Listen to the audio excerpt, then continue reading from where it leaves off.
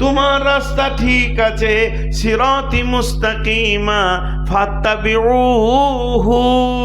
আল্লাহ নিজে বলছে ইত্তেবা করতে থাকো, চলতে থাকো, চলতে থাকো, চলতে থাকো। ওয়ালা তাত্তাবিউ সুবুলা, তোমার মতো লোকটাকে ডানে বামে হাতছানি দিয়ে ডাকবে, রাজনীতি ডাকবে, শয়তান ডাকবে, এই মের মুশরিক ডাকবে, কাফের ডাকবে, পীরওয়ালা ডাকবে, মাজারওয়ালা ডাকবে।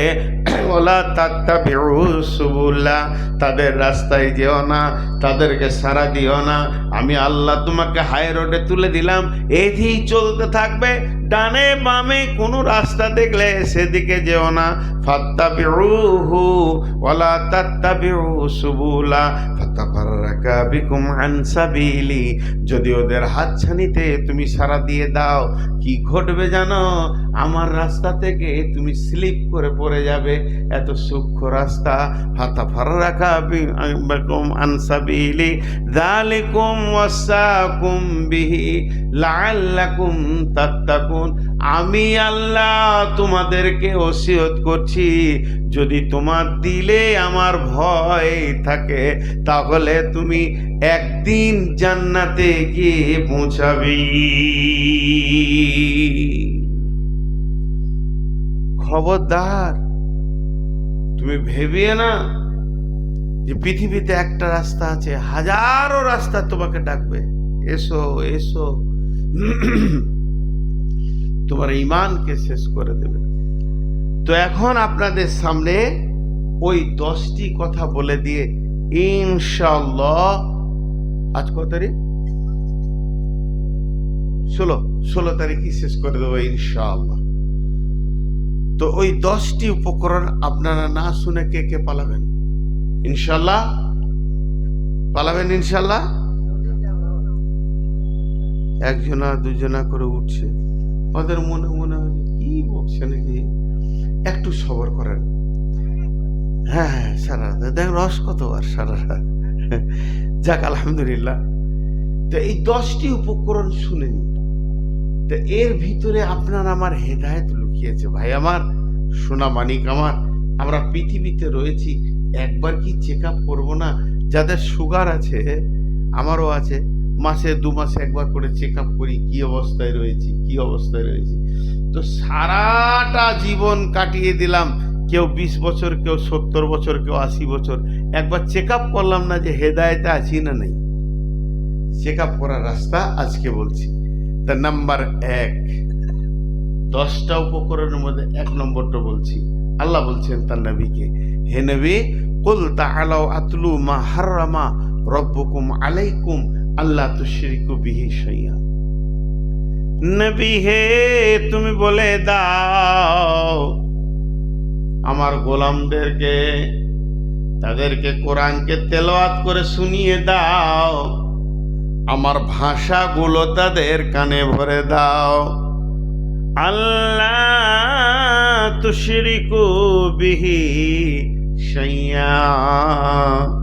যদি তোমাকে হেদায়েত নিতে হয়, প্রথম নম্বরে তোমাকে শিরক মুক্ত জীবন তৈরি করতে হবে।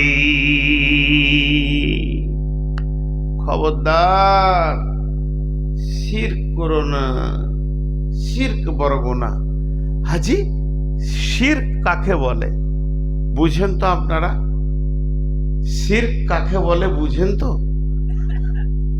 গোপালপুরের লোক হানা কেউ দেয় না। এতগুলো লোক বসে আছেন, আচ্ছা আমি যদি এখন একটা ভুলবশত গালি দিতে চুপ থাকবেন? তখন কত হই করবে, আর সভাপতি বলবে চুপ করেন চুপ করেন, আর চুপ করানো যাবে না। সেটা এমন মোমেন্ট তৈরি হবে, নামাজ সালাকে মার সালাকে। আর এখন এত বলতে বলছি, তাও মুখ দিয়ে কথা বলছেন না। হাজি ভাই, আমি আপনাদের গ্রামে এসেছি, আসার পর গাড়ি থেকে নামলাম, একজন যে বলছে আসসালামু আলাইকুম, দেখলাম কিছু বললাম না। কেমন আছেন? দেখলাম কিছু বললাম না। তারপর বলছে ভাই কোথা থেকে এলেন? তাও কিছু বল। 3বার যদি কথা না বলি কি বলবে? কত গরম হ্যাঁ, কথা বলে না। তাহলে আমি কতবার জিজ্ঞেস করলাম, একটা উত্তর পেয়েছি না। তা আমার মনটা কত কষ্ট হচ্ছে ভাই আমার। আপনারা যদি উত্তর দেন, বক্তা তো আপনারা, আমরা নয়। শ্রোতা বক্তব্যের প্রেরণা তৈরি করে। মাঝে মাঝে উত্তর দেবেন।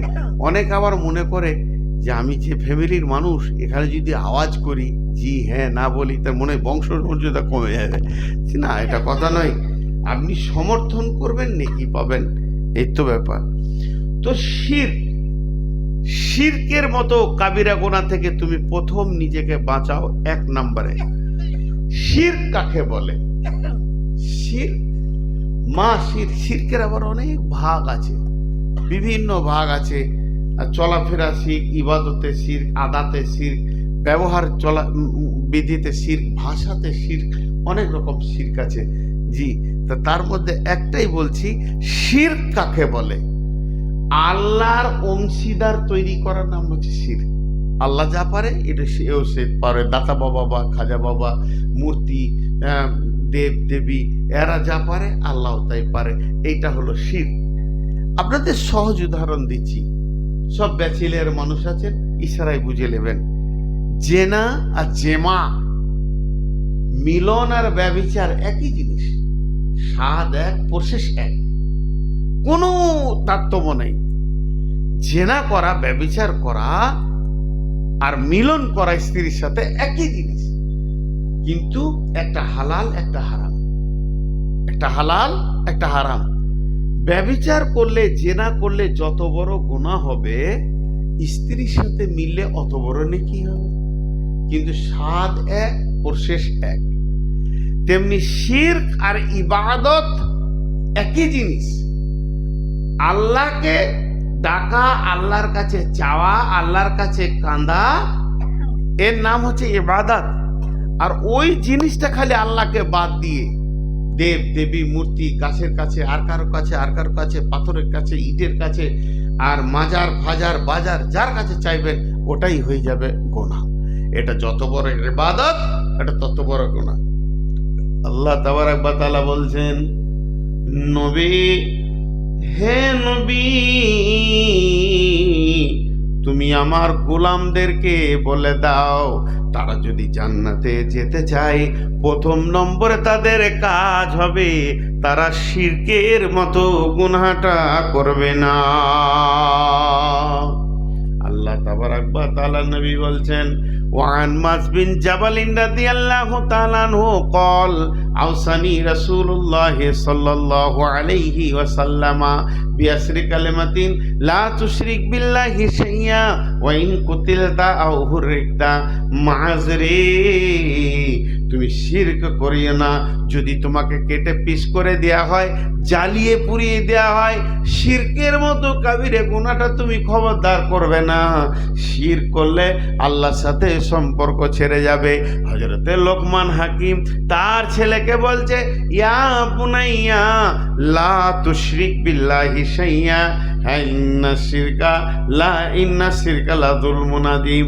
হে আমার বেটা, খবরদার শিরকের মতো গুনাহ করিও না। শিরক হলো একটা বড় জুলুম, বড় অন্ধতা। অতএব এই শিরকের মতো গুনাহ থেকে তুমি নিজেকে বাঁচাও। শিরক এত বড় গুনাহ, যদি শিরক করে কেউ বিনা তওবায় মারা যায়, তওবা করেনি, তৌফিক হয়নি, মারা গেছে, কসিম কালে জান্নাত পাবে না, আবাদান আবাদান জাহান্নামে থাকতে হবে।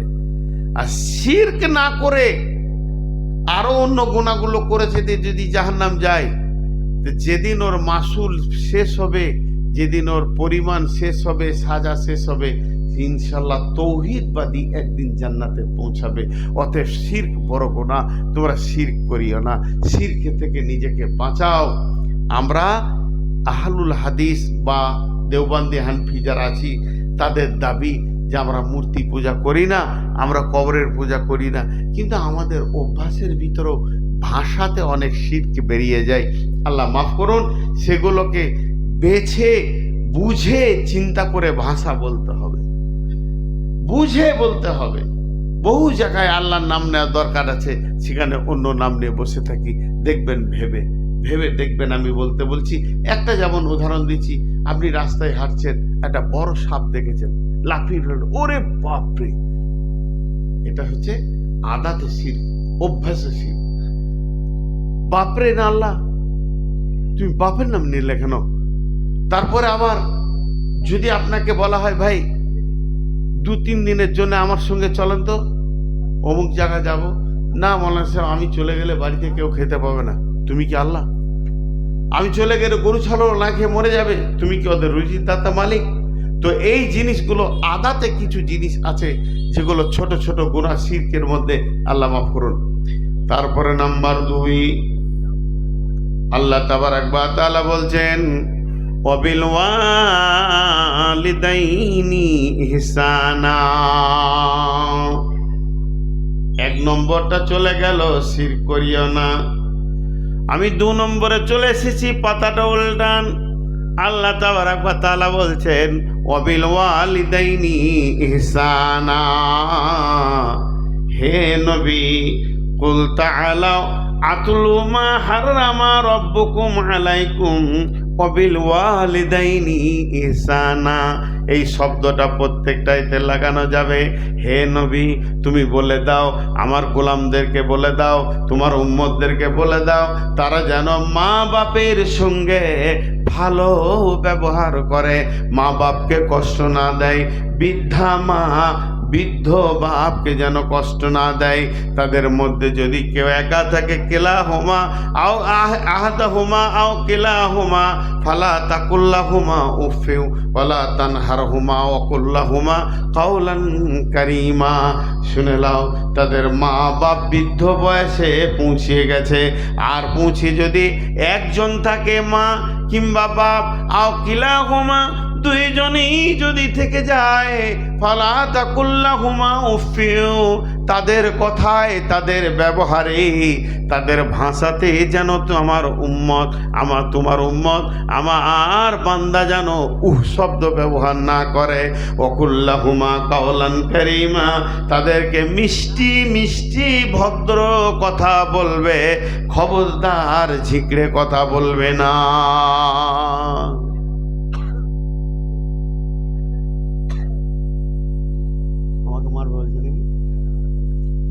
মারবে বলে তাহলে আর বায়ন করে যাবে, ভয় লাগবে না? বকছি আমি, পানি খেয়েছে ও। হায়রে দুনিয়া, গোশ বেশি টেনে দিয়েছে ফাঁকে। হ্যাঁ, এই জায়গাটা একটু 2 মিনিট আপনাদের কাছ থেকে চেয়ে নিচ্ছি।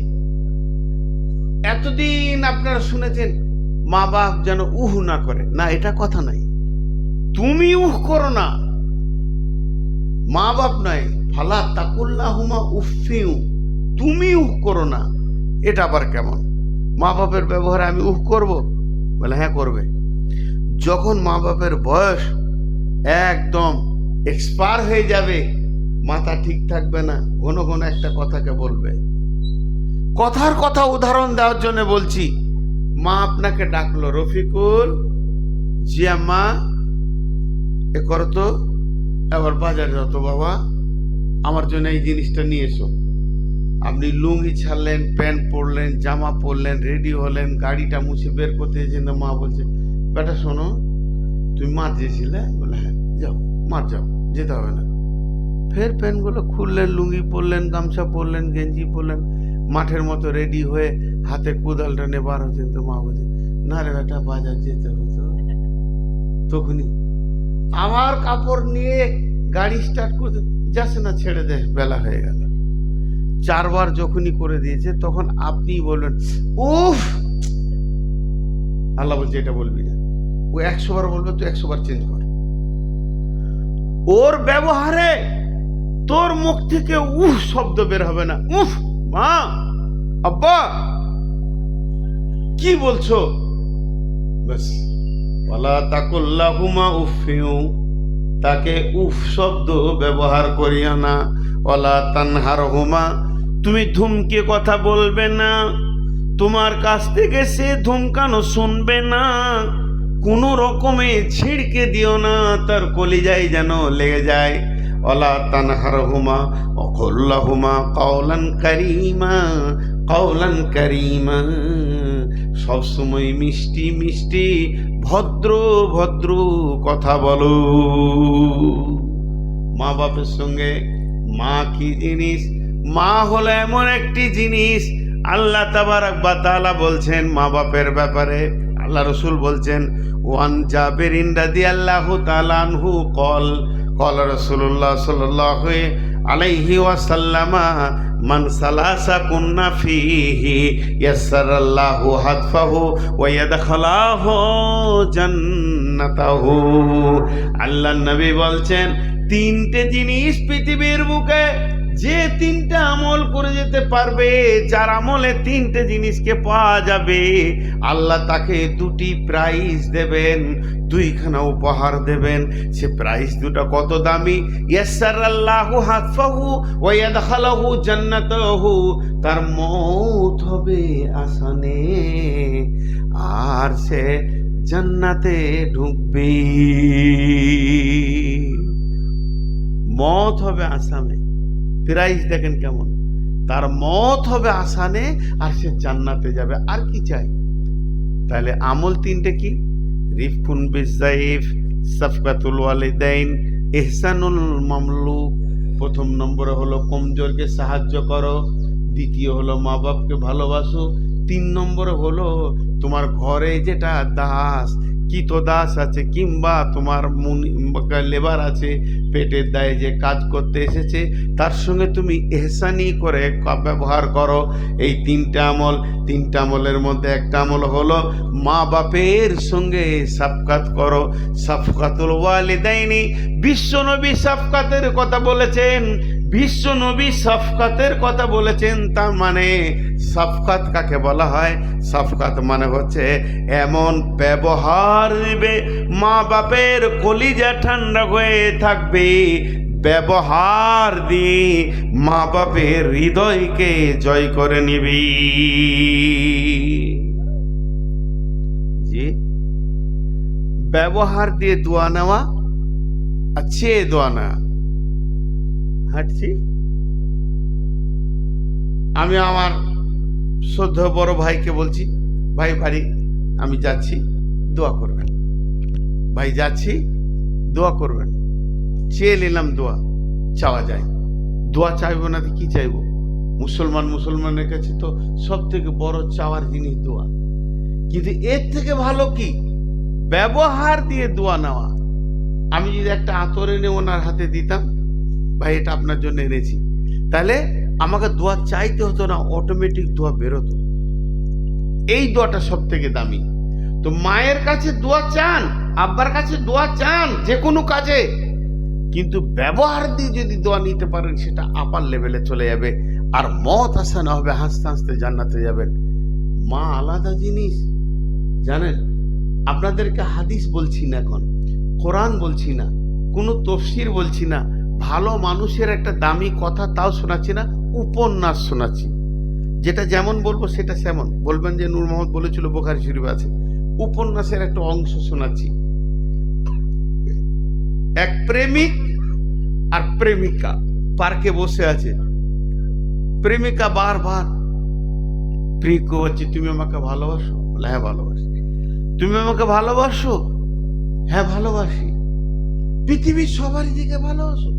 সারা জাহানে তুমি ছাড়া আর কেউ নাই। আহা, কি প্রেম, কি পাগল। প্রেমিকা বলছে, না, তুমি আর একটা মেয়েকে ভালোবাসো। খেপি, কি বলো তুমি? তুমি ছাড়া আমার নজরে আর কোনো মেয়ে নেই। বলছে, ভেবে দেখো তোমার মাকে, কত বড় গোল্ডেন পাগল ছিল, ও আবার বলছে আমার মায়ের থেকেও তোমাকে ভালোবাসে। উপন্যাস বলছি, আবার বলছি, ভাবিস না হাদিস বলছি। উপন্যাস, কলমের দাম, ইতিহাসও নাই, কোথাও ঘটেও নাই। তখন বলছে, তোমার মায়ের থেকে যদি আমাকে ভালোবাসো, তোমার মায়ের কলিজাটা আমার হাতে এনে দাও। পাগলা প্রেমে পড়েছে, মারল দৌড়, সোজা বাড়িতে গিয়ে বলছে, মা বুড়ি মানুষ, দেয়ালটা ধরে উঠে বলছে, কি বাবা? যেই বলেছে কি বাবা, দৌড়ে গিয়ে ভোজালিটাকে বুকে বসিয়ে দিয়ে পর হাড় কটা ফেরে কলজিটা বের করে নিয়ে ধরছে। মা কি হলো দেখার দরকার। এখন প্রেমিকাকে ঠান্ডা করতে হবে। ধরছে প্লেটে করে নিয়ে, ধরতে ধরতে এই পার্কে ঢুকে গেছে, আর খানিক, আর 100 হাত আছে। আর এমনি ইটে একটা টক্কর লেগে উবুর হয়ে পড়লো, তো প্লেটটা ভেঙে খান খান হয়ে গেল। আর কলিজার টুকরোটা অনেক দূরে গিয়ে পড়েছে। কলিজার টুকরো থেকে আওয়াজ আসছে, পায়ে লাগলো নাকি বাবা? এর নাম মা। তোর পায়ে লাগলো বেটা, এর নাম মা। যদিও উপন্যাস বললাম, মানে একটা যুবক রেডি হয়ে গেছে, হজ করতে যাবে, উমরা করতে যাবে, মুর্শিদাবাদের লোক যাবে না। এদের টাকা হলে রাস্তার ধারে জায়গা কিনবে, 3 তলাকে 7 তলা করবে। এমানের লোকটা যখন নিয়ত করেছে আমি উমরায় যাব, চাচা দোয়া করবেন, মামা দোয়া করবেন, ভাই দোয়া করবেন, লাব্বাইক আল্লাহুম্মা লাব্বাইক, লাব্বাইক লা শারীকা লাক লাব্বাইক, ইন্নাল হামদা ওয়ান নি'মাতা লাকা ওয়াল মুলক লা শারীকা লাক। রেডি হয়ে গেছে, উমরা করতে যাবে। সবার শেষে দেখা করছে মাকে। মা বুড়ি মানুষ, ছিন্ন ছিন্ন হয়ে বসে। কি বেটা? আমি হজে চললাম। চলার ক্ষমতা নাই ওর মায়ের। তো মা তখন বলে উঠল, বেটা আমিও আল্লাহর ঘর যেতাম। বাস, সঙ্গে সঙ্গে একটা চাদর নিয়ে এলো, মাকে চাদরে বসিয়ে পিঠের সঙ্গে বুকে বেঁধে নিল। এরপর চলে গেল ইমান থেকে মাকে নিয়ে মক্কার ভূমিতে। মক্কা ভূমি যাওয়ার পর মিনা, মুজদালিফা, আরাফাত, আবার মিনা, সমস্ত কাজগুলো শেষ করে বিদায় পালা পড়েছে। মাকে পিঠে করে আবার দেশে ফিরবে। দেখা ভাইয়েরা, আবার পথিমধ্যে ফিরার পথে বিশ্ব নবীর সঙ্গে মোলাকাত করে বলছে, ইয়া রাসূলুল্লাহ, আমি আমার মাকে নিয়ে দেশে চললাম, শুধু একটা জিনিস জানতে এসেছি, ইমান থেকে বুড়ি মাটাকে পিঠে করে বেঁধে এনেছি, বুড়ি মাটাকে পিঠে করে তফ করেছি, সাই করেছি, মক্কা মদিনা ঘুরেছি, যত কাজ ছিল পিঠে করে করে করে করে করে সবগুলো করলাম। আবার মাকে পিঠে করে নিজের দেশে 2 সপ্তাহ, 3 সপ্তাহ, 5 সপ্তাহ হেঁটে আবার ফিরবো। ইয়া রাসূলুল্লাহ, আমি কি আমার মায়ের ঋণ শোধ করতে পেরেছি? জি, অনেকে বলেন, বিশ্বনবী বলেছেন যে তুমি তোমার মায়ের ঋণ শোধ করা তো দূরের কথা, 1 ফোঁটা দুধের ঋণ শোধ করতে পারোনি। এর নাম হলো মা। মা এমন একটা জিনিস, মা বড় নিয়ামত, মা বড় নিয়ামত। মাকে কষ্ট দিও না। আল্লাহর নবী, একটা যুবক দৌড়তে দৌড়তে দৌড়তে দৌড়তে রসুলের কাছে গিয়ে পৌঁছালো। কি হলো? নবীজি, বিপদ হয়ে গেছে। বলে কি বিপদ? বলে আমার আব্বার অভ্যাস খারাপ, টাকা দিলেই শেষ, সকালের টাকা বিকালের নাই, সকালের টাকা বিকালে নাই, যত টাকা দেবে খরচা করে শেষ করে দেয়। কিছু টাকা জমা করেছি, ইয়া রাসূলুল্লাহ, আমার আব্বা খবর পেয়ে গেছে, টাকা আছে আমার কাছে, আমি ভেবেছিলাম ওইটা নিয়ে ব্যবসা বাণিজ্য করব, কিছু অর্থ আমার কাছে জমা আছে, এই অর্থটা এবার আমার আব্বা খবর পেয়ে গেছে, আমাকে বলছে, বেটা দে, ওই টাকাটা আমার দরকার আছে। আল্লাহ নবী গো, আমি বাপকে ফাঁকি দিয়ে এবার দৌড়ে আপনার কাছে এসেছি, টাকাটা আমি রাখবো না বাপকে দেবো। বিশ্বনবী বললেন, আনতা ওয়া মালুকা লিআবিকা, তুই তো তোর বাপের, তোর মাল তোর বাপের। বন্ধুরে আমার, এগুলো বড় বড় আবার তফসির আছে, এর ভিতরে লম্বা তফসিরের দিকে আমি যেছি না, শুধু সহজ করে বলে দিচ্ছি। আল্লাহ বলছেন, বিল ওয়ালিদাইনি ইহসানা, মা বাপের প্রতি ইহসানি করবে। খবরদার মা বাপ তোমার দ্বারা কোনো রকম ভাষাতে, চলাতে, ফিরাতে, উঠাতে, বসাতে কোনো রকম কষ্ট না পায়। হায়, লজ্জা করবেন না। সবাইকে একবার আবদার করে বলছি, আবদার করে হাত দুটো পেতে বলছি, কার কার মা বাপ বেঁচে আছে হাত তুলেন। এই যে যেদের বেঁচে আছে মা বাপ, আপনারা সৌভাগ্যবান, হাত নামান। আমার মা মরেছে আমাকে 5 বছরে রেখে, আর আব্বাকে অনেক দিন পেয়েছিলাম, তো আব্বার হয়তো খুব বেশি 20 বছর আগে মারা গেছেন, কিন্তু মা রেখে মায়ের বায়ন করতে গেলে আমার কষ্ট হয়। মানে মায়ের শাদি জানি না, আমি মায়ের জানাজাই পড়তে যাইনি, খেলা করছি। তো আজকে সেই মা বাপ পৃথিবী থেকে চলে গেলে বুঝবেন জিনিসটা কি। মাঝে আজকের বক্তব্যের বিষয়ের বাইরে একটা কথা বলবো। আমার বক্তব্য এটা বিষয় নয়, বিষয়ের বাইরে কিছু যুবক আছে মা বাপকে খুশি করতে গিয়ে বউকে ধরে পিটায়, এটা ভুল। খবরদার, মা বাপকে খুশি করার অনেক প্রসেস আছে, গ্রহণ করবেন, কিন্তু পরের বউকে ধরে পিটিয়ে মা বাপকে খুশি করিয়েন না, এটা শরীয়ত আপনাকে জায়েজ করেনি। একটা স্ত্রীর স্বামীর কাছে অনেক পাওনা আছে, যদি ঠিক মতো দাবি ধরে তো আপনিও ফেঁসে যাবেন। বিধায় খুব ভাববেন স্ত্রীর মর্যাদা কত উঁচুতে আল্লাহ তাবারক ওয়া তাআলা স্বামী স্ত্রীকে দিয়ে গোটা পৃথিবী আবাদ করেছেন, আদম আর হাওয়াকে দিয়ে। স্ত্রী হলো আপনার প্রথম, স্ত্রী হলো অনেক মহব্বতের, এর অনেক দলিল আছে, ওদিকে আমি যাচ্ছি না, এ বলে শেষ করে দিলাম। নাম্বার 3, ওয়াবিল ওয়ালিদাইনি ইহসানা ওয়ালা তাকতুলু আওলাদাকুম মিন ইমলাকিন নাহনু নারযুকুকুম ওয়া ইয়াহুম ওয়ালা তাকতুলু আওলাদাকুম মিন ইমলাকিন নাহনু নারযুকুকুম ওয়া ইয়াহুম। মুর্শিদাবাদ, ইসলামপুর থানার লোক। কেউ নিজের ছেলেকে কেটে ফেলে দেয় খেতে দিব না, পারবো না বলে। আপনাদের এলাকায় নিজের ছেলেকে ধরে জবাই করে নদীতে ফেলে দিয়েছে যে খেতে দিতে পারবো না, আই তোকে জবাই করে ফেলে দিই। আল্লাহ ওইটাই বলছেন, খবরদার সন্তানকে কতল করিও না খেতে দেওয়ার ভয়ে। নাহনু নারযুকুকুম ওয়া ইয়াহুম, আমি তো তোমাদেরকে খাবার পৌঁছাই, রুজির মালিক আমি আল্লাহ, তুমি নও। অতএব তোমরা তোমাদের সন্তানগুলোকে কতল করবে না। আপনাদের এই মুর্শিদাবাদ এলাকায় কতল করে? আরে হ্যাঁ না বলে না, করে। লাইগেশন করেছে মেয়েরা, মাশাআল্লাহ। যত মেয়ে লাইগেশন করেছে, আপনারা এরকম বড় বড় আলেমের কাছ থেকে ফতোয়া নেবেন, আপনাদের ভবিষ্যৎ কি। যারা সন্তান কতল করে, যে পুরুষ যে নারী, যে স্বামী স্ত্রী মিলে যুক্তি করে লাইগেশন করে, যে ডাক্তার করে, যে এনজিও করে, যারা সাহায্য করে, বুদ্ধি দেয়, সবাই আসামি।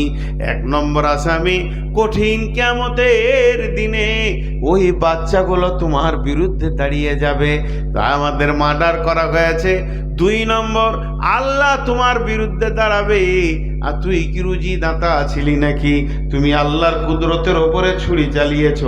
জানো কি সিস্টেমটাকে তৈরি করেছে? পুরুষের শুক্রাণু নারীর ডিম্বাণুর কাছে গিয়ে সন্তান হবে। এই জায়গাটা তুমি কি করে করো, কেমন করে তুমি ছুরি চালাও? আল্লাহ তাবারক ওয়া তাআলা বলছেন, খবরদার নবী হে, তোর উম্মতকে, আমার গোলামদেরকে তুমি বলে দাও তারা যেন সন্তান কতল না করে। এইটা কি করে মাপ পাওয়া যাবে? যারা লাইগেশন করে নিয়েছে, মাপ আছে না মাপ নাই, এটা বড় আলেমদেরকে জিজ্ঞেস করে নেবেন। আমি ফতোয়া দিতে পারি না, সেই পরিমাণ ইলম আমার কাছে নাই। যে পরিমাণ ইলম থাকলে মানুষ ফতোয়া দিতে পারবে, তার ফতোয়া দেওয়ার অধিকার আছে। ওই পরিমাণের ইলম নূর মোহাম্মদের মধ্যে নাই। আমি কিছু বাংলা বই দেখাশোনা করে পড়াশোনা করে বক্তব্য রাখি, আমার অত পরিমাণ ইলমে নাই, আমার কাছে ফতোয়া নেবেন না।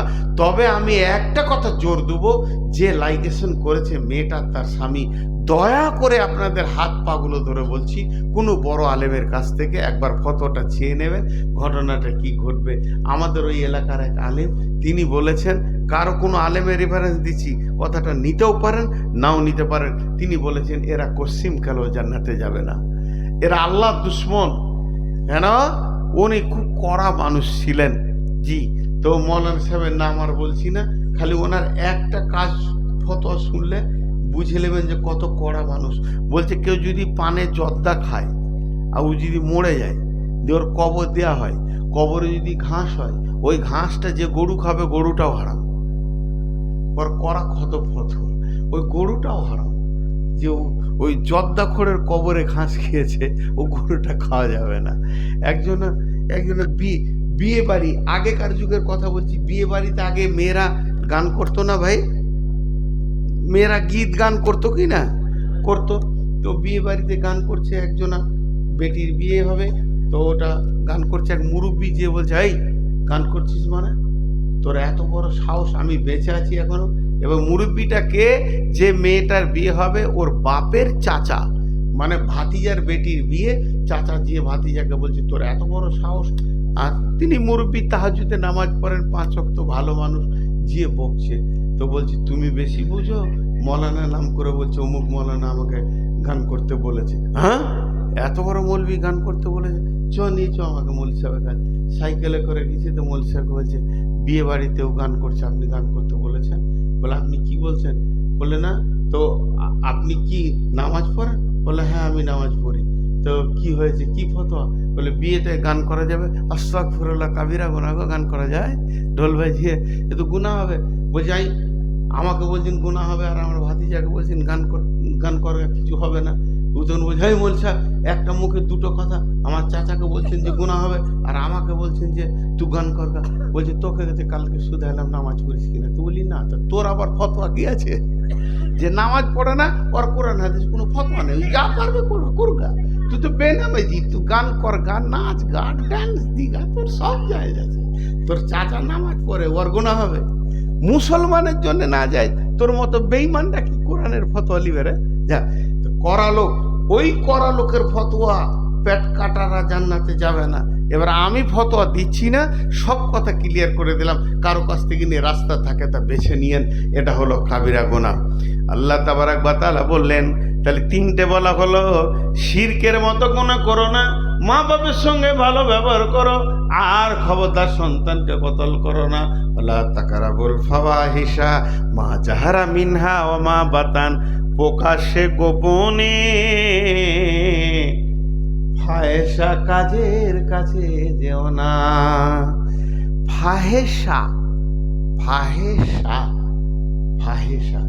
একটা উদাহরণ দেবো, আপনি হাটে থেকে আসছেন, আর গোটা ব্যাগ ভর্তি হয়ে আছে সবজি, হাটে থেকে। কোথায় গেছিলেন ভাই? হাট গেছিলাম। কি এলাম? হাট নিয়ে এলাম। আচ্ছা, ব্যাগে হাট আছে, পটল আছে, আলু আছে, পেঁয়াজ আছে, মরিচ আছে, ধনে আছে, আর কিছু কিছু আছে, সমষ্টির নাম হলো হাট বলে দিলেন। তা আমিও বুঝে নিলাম হ্যাঁ হাট আসছে।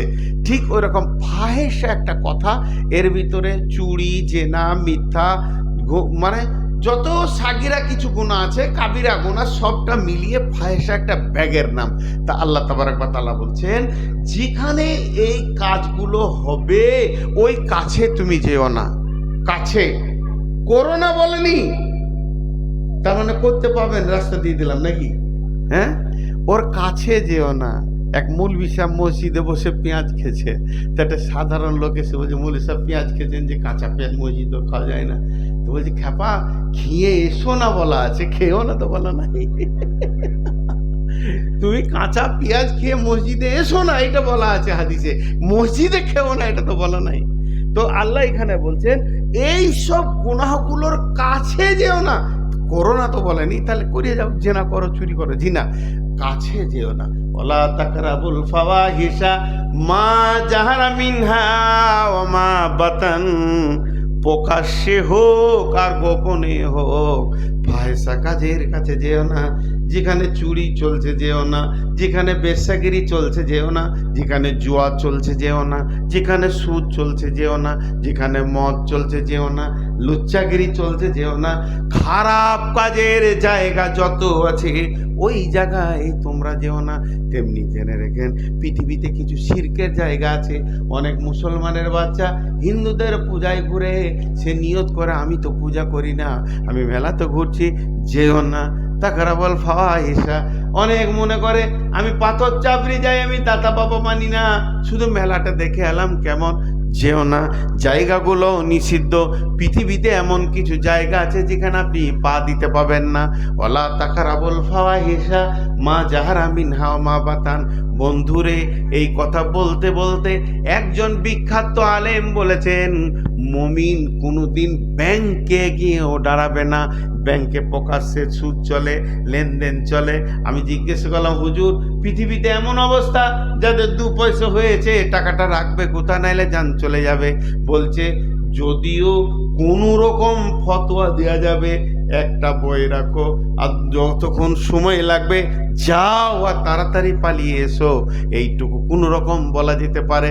কারেন্ট অ্যাকাউন্ট করবে, কোনো সুদ হবে না, তবে ব্যাংকের পার্টিতেও পা না দেওয়া মোমেনের জন্য ভালো। তবে অনেক আলেম ফতোয়া দিচ্ছে পরিস্থিতির কারণে ব্যাংকে যেতে হবে, সেখানে প্রকাশ্যে সুদের কারবার চলছে। অতএব বন্ধুরে, ওয়ালা তাকরাবুল ফাওয়াহিশা মা জাহারা মিনহা ওয়া মা বাতান। প্রকাশ্যে হোক, দিবালোকে হোক, রাতের আঁধারে হোক, গোপনে হোক, যেখানে জেনা ব্যভিচার যত কাবিরা গুনাহ চলছে, মুমিন তুমি ওই জায়গায় যাবে না। জি, তাস খেলে না, পাশে বসে আছে, খালি এমনি করে দেখছে। মনের ভিতরে কি বলছে কে জানবে? কে জানবে? আল্লাহ। এনে দেখতে দেখতে বলছে স্কাপঞ্জের পাঞ্জাটা মারলে যা হয় না, হ্যাঁ জি, স্কাপনের পাঞ্জা মারলে যা হয়, একবার বলে দিয়েছে, আল্লাহ লিখে নিয়েছে, মাল খারাপ, লিক হয়ে গেল। মুখ খুলবি তো ফেসে যাবি। তো খবরদার যেও না। 4টা হয়ে গেল। 5 নম্বরে বলছে ওয়ালা তাকতুলু নাফসাল্লাতী ওয়ালা তাকতুলু নাফসাল্লাতী হারামাল্লাহু ইল্লা বিল হাক্কি। মানুষ হয়ে মানুষকে মার্ডার করবে না কোনদিন, না খবরদার, না কোনো কারণে মানুষ হয়ে মানুষকে মার্ডার করা যাবে না। ইল্লা বিল হাক্কি, হকের সঙ্গে মার্ডার করা যাবে। 3 জন মানুষকে মার্ডার করলে গুনাহ হবে না, 3 জন মানুষকে। কিন্তু আমাদের দেশে হুকুমত নাই, কোরআনের আইন নাই, তাই সৌদিতে চলছে, যদি কেউ বিয়ের পর জেনা করে তাকে রজম করে দাও, দুনিয়া থেকে পাথর ছুঁড়ে দুনিয়া থেকে ছাড়িয়ে দাও। আল্লাহ সকলকে মাফ করুন।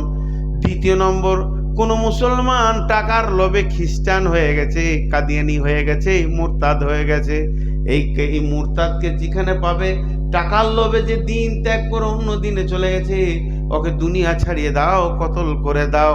3 নম্বরে, কেউ যদি কতল করে থাকে, কতলের পরিবর্তে কতল, সমাজ বসে কতল করবে সেই ব্যবস্থা নাই আমাদের দেশে, তাই আল্লাহ ইল্লা বিল হাক্কি বললেন। তাহলে 5টা বলা হয়ে গেল। 1 নম্বরে হলো শিরকের মতো গুনাহ করবে না। 2 নম্বরে মা বাপকে কষ্ট দিও না। 3 নম্বরে খবরদার ফাহেসা কাজের কাছে যেও না।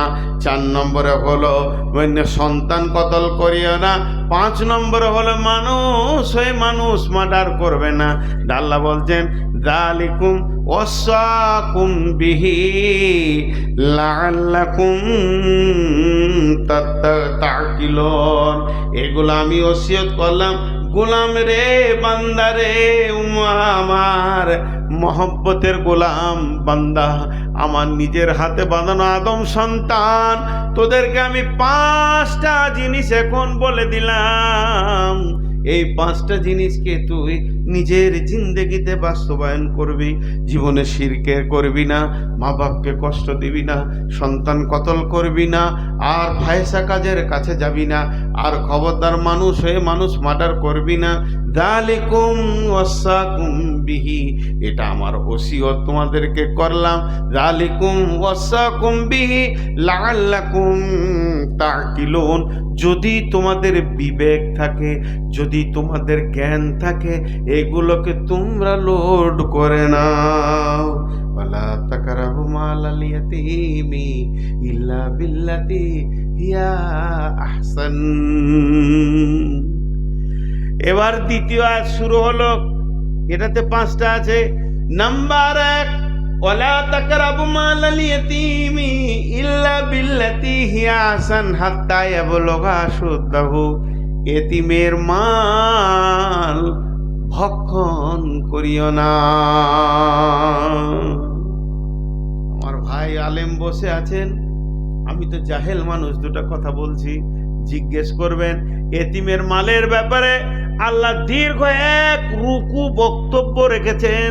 শেষ টার্মে বলেছেন বিসমিল্লাহির রহমানির রহিম, ইন্নাল্লাযীনা ইয়াকুলুনা আমওয়ালাল ইয়াতামা যুলমা ইন্না ইয়াকুলুনা ফি বুতুনিহিম নারা ওয়া সায়াসলাউনা সাঈরা।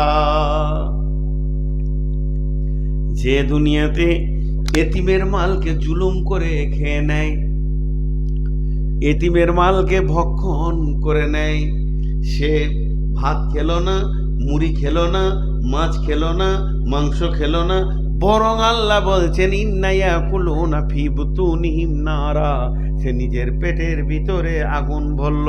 ওয়া সায়াসলাউনা সাঈরা, সে যখন কিয়ামতের মাঠে উঠবে অতি 70 সাইর জাহান্নামের ভিতরে চলে যাবে। এতিমের মালে এত রিয়াকশন আছে ভাই আমার, 11,000 লয়, 11 লাখ লয়, 33 লাখ ভোল্টে যেমন হাত দিলে আপনি নিজেকে বিপদ মনে করেন, এতিমের মালে ওই রকম বিপদ আছে। আর কারো মারলেন চোর হবেন, যা হবেন, কিন্তু এতিমের মাল এত অ্যাকশন কেন? আল্লাহ তাবারাক ওয়া তাআলা বলছেন খবরদার ওয়ালা তাকরাবু মালাল ইয়াতীমি। এটা কাকে বলছে? এটা গাঁওয়ালাকে বলছে, গ্রামওয়ালাকে বলছে, পাড়াওয়ালাকে বলছে, দেশওয়ালাকে বলছে, নিশ্চয়ই বলছে। তার থেকে বুঝে নিতে হবে তার অভিভাবককে বলছে। এতিম কি রকম? বড় ভাই মারা গেছে হঠাৎ, ছোট ছোট ছোট ছোট 4টা বেটা, আমি ছোট ভাই, ভাতিজাদেরকে নিয়ে মানুষ করতে করতে 50 বিঘে জমি 2 ভাইকে আব্বা দিয়ে চলে গেছেন। এরপরে ভাতিজাদেরকে যখন ভাগ দিয়েছি তখন বলছি বাটা তোর বাপ তো কিছু জমি বিক্রি করে ফেলেছে মিথ্যা করে, তোরা পাবি মোটামুটি 30 বিঘে, আমি পাবো 70 বিঘে। এতিমের মাল মেরে দিলে এরকম করে একটা। দ্বিতীয় নম্বর হলো আজ সকালে আমার স্ত্রী মারা গেছে, 2টি ছোট ছোট সোনামানিক পৃথিবীতে তার পেটে হয়েছিল, রেখে চলে গেছে। তাকে এই মাত্র মাটি দিয়ে এলাম কবরে, শুইয়ে দেওয়ার পর বাড়ি ফিরে 2টি কোলে করে নিয়ে খুব কাঁদছি। দিন গেল, রাত গেল, শোক চলে গেল। কালকে একটা নতুন বিয়ে করে নিয়ে এলাম। বউটি যখনই এলো, এই 2টো ছিলাম আমার সন্তান, আমি ছিলাম তাদের পিতা। এখন আর আমি সন্তান পিতার সম্পর্ক বুঝি না। মহিলারা সব থেকে কঠোর দিলের মানুষ, তারাই সতীনের ছেলে মেনে নিতে পারে না। এরপরে ওরা হয়ে গেল কুকুর বিড়ালের বাচ্চা, নাকে পোঁটা, গায়ে কত রকম নোংরা মেখে গায়ে ঘুরছে, মনে হচ্ছে যেন এরা কত কুকুর বিড়ালের বাচ্চা। তার মায়ের সোনা দানা টাকা পয়সা যা ছিল আমার প্রথম বিবির, সেগুলো তো সুরপাত হয়ে গেল, কোনো খেয়াল করলাম না। যেদিকে মন সেদিকে চলে গেল, নষ্ট হয়ে গেল, পচে গেল, গলে গেল। চলবে না, আল্লাহকে জবাব লাগবে। আল্লাহ বলছেন হাত্তা ইয়াবলুগা আশুদ্দাহু, ওই 2টো এতিম যতদিন নিজের মাল কি আর মালের কি কেমন করে রক্ষা করতে হয়, ওইটা যতদিন না বুঝবে ওদের মালকে তোমাকে রক্ষা করে রাখতে হবে। আমার প্রথম বিবির খাটে দ্বিতীয় বিবি শুতে পারে না, কারণ ওটা ভাড়ায় যে চলে গেছে। আমার আছে, আমার এতিম বাচ্চাদের আছে। আমার প্রথম বিবির ড্রেসিং টেবিলে দ্বিতীয় বিবি মাথা চিরুনি করতে পারে না। তার সমস্ত মালগুলোকে এক জায়গায় জমা করে টাকা সোনা সবকে আমাকে রাখওয়াল করে রাখতে হবে। কতদিন? হাত্তা ইয়াবলুগা শুদ্দাহু। ওরা যখন জওয়ান হবে, ওরা যখন বড় হবে, ব্যাচিলিয়ার হয়ে যাবে, মালের মোহ বুঝবে, ওদেরকে ডেকে বলতে হবে, সোনামানিক তোমাদের আম্মা মারা গেছে, তোমাদেরকে এতিম অবস্থায় রেখে আমার কোলে দিয়ে চলে গেছে। আমি তোমার মায়ের সমস্ত তিলে তিলে মালগুলোকে এই যে জমা করে রেখেছি, চলো গুলোকে ভেঙে বের করে দেখি কি আছে। সোনা আছে, টাকা আছে, আর কি আছে, আর কি আছে। যেমন বাড়ি সেই রকম মাল রয়েছে, এইগুলো ভাগে ভাগ হবে। আমি স্বামী হিসেবে তোমার মায়ের কাছ থেকে যেটা পাবো, আল্লাহর কালাম পাক বলেছে ওটা নিয়ে নেব, তোমরা ভাই বোনে নিয়ে নেবে। পরিষ্কার তাদেরকে না বুঝিয়ে দিয়ে এতিমের মালকে যদি তসরুবাদ করে দাও, এতিমের মালকে যদি নষ্ট করে দাও, এতিমের মালকে অবহেলায় যদি শেষ করে দাও, তো জেনে নাও তুমি জাহান্নামের আগুনকে গল গল গল গল করে গিলে নিছ, পেট ভরে আগুন খেয়ে নিছ। খবরদার, এতিমের মালে কষ্ট দেওয়া যাবে না, এতিমের মালকে নেওয়া যাবে না, এতিমকে কষ্ট দেওয়া যাবে না। ইজি ভাই, আপনাদের এলাকায় দ্বিতীয় বিয়ে, প্রথম স্ত্রী মারা গেছে, এরকম আছে? অনেক আছে। দ্বিতীয় বিয়ে করতে পারে, এটার বিয়ে অনেকে হাসাহাসি করে, না করবেন না, তাহলে আপনি কোরআনের খেলাপ করছেন। কোরআন ওকে পারমিশন দিয়েছে, বউ থাকলেও দ্বিতীয় বিয়ে করতে পারবে, তা আপনি সেখানে বাধা দেবেন কেন? কিন্তু প্রথম ছেলে পক্ষের ছেলেগুলোকে আর দেখে না, এমন লোক আছে না? নাই? আছে, অনেক আছে। এতিম না হলে সে বুঝতে পারবে না যে পজিশনটা কোথায়। আলহামদুলিল্লাহ, আমার আব্বাকে আল্লাহ জান্নাত নসিব করুন, আমাদের কপালে ওঠে জুটেনি। আব্বা খুব কঠোর ছিলেন, প্রশাসন খুব কড়া ছিল। আমরা বিয়ে হওয়ার পর মার খেয়েছি বাপের, এত এত কঠোর ছিলেন। দুনিয়াবি ব্যাপারে নয়, আখেরাতের ব্যাপারে।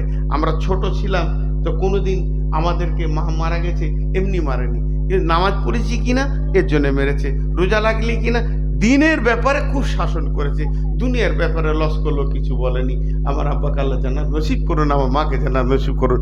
সেই জন্যে বলছি, এতিমের মাল খুব কঠিন জিনিস, এতিমের মালকে নষ্ট করিও না। এক নম্বর। নাম্বার 2, ওয়ালা তাকরাবু মালাল ইয়াতীমি ইল্লা বিল্লাতী হিয়া আহসান হাত্তা ইয়াবলুগা শুদ্দাহু ওয়াফুল কাইলা ওয়াল মিজান, ওয়াফুল কাইলা ওয়াল মিজান।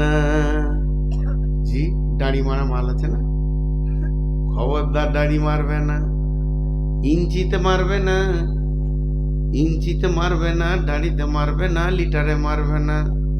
কিন্তু আমাদের দিকে দাড়ি মারা মাল বেশি, বেশি না কম?